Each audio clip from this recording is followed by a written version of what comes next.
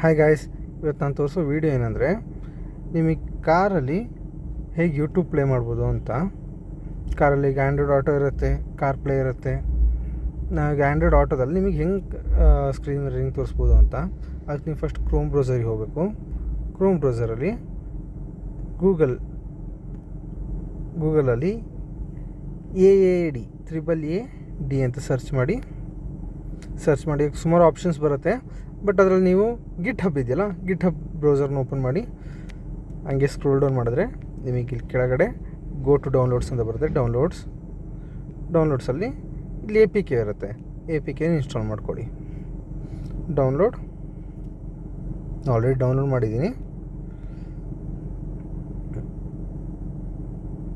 Download ಆಗಿದ್ದು install ಮಾಡಿ application.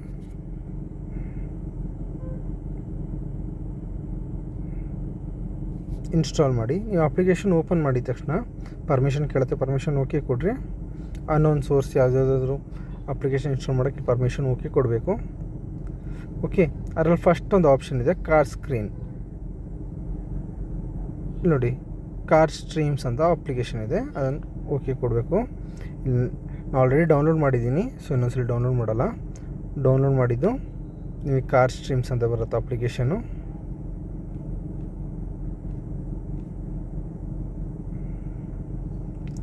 Car streams application. ಈ ಅಪ್ಲಿಕೇಶನ್ ಓಪನ್ ಮಾಡಿ ಅದಾದಮೇಲೆ ನೀವು ಡೈರೆಕ್ಟಾಗಿ ಕನೆಕ್ಟ್ ಮಾಡ್ಕೊಬೋದು.